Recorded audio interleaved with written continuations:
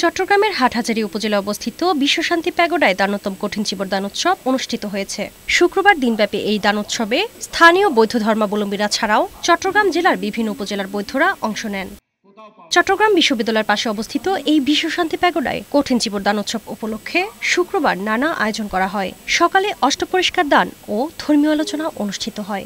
এ সময় ধর্মীয় দেশনা করেন বৌদ্ধ ভিক্ষুরা। পরে দুপুরে শুরু হয় কঠিন চিবর দানের মূল পর্ব।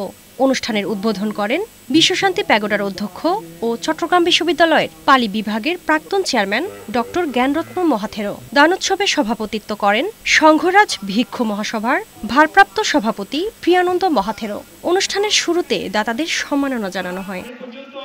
অনুষ্ঠানে প্রধান অতিথি হিসেবে উপস্থিত ছিলেন কিশোরগঞ্জ বিশ্ববিদ্যালয়ের উপাচার্য অধ্যাপক ডক্টর দিলীপ কুমার বড়ুয়া। বিশেষ অতিথি হিসেবে উপস্থিত ছিলেন বুদ্ধিস্ট ইউনিভার্সিটি অব শ্রীলঙ্কার professor doctor Upul Gama. Professor doctor Upul Gama তার বক্তব্যে বাংলাদেশ ও শ্রীলঙ্কার মধ্যকার বন্ধুত্বপূর্ণ সম্পর্কের কথা উল্লেখ করেন। তিনি শ্রীলঙ্কায় বাংলাদেশি ছাত্রদের অধ্যয়নের আহ্বান জানান।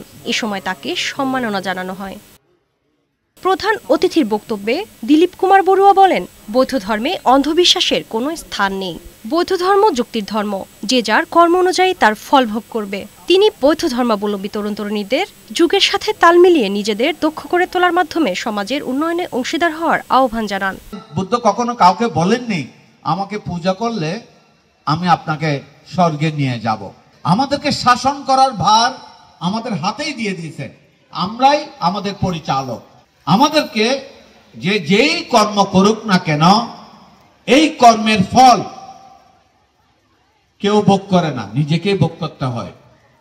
কর্মের পুণ্যও নিজে অর্জন করব, আবার সেই কর্মের যদি মন্দ কর্ম হয় সেই কর্মের ফলও আমাকে ভোগ করতে হবে। অনুষ্ঠানে বক্তারা বর্তমান অশান্ত বিশ্বে বুদ্ধের বাণী ও দর্শনের প্রয়োজনীয়তার কথা উল্লেখ করেন। বলেন, শান্তিপূর্ণ বিশ্ব চাইলে অহিংস পৃথিবীর বিকল্প নেই। অনুষ্ঠানের শেষ পর্বে উৎসর্গের পর ভিক্ষু সংঘের কাছে চিবর তুলে দেন বৌদ্ধ ধর্মাবলম্বীরা। শারমিন রিমি, বৈশাখী সংবাদ।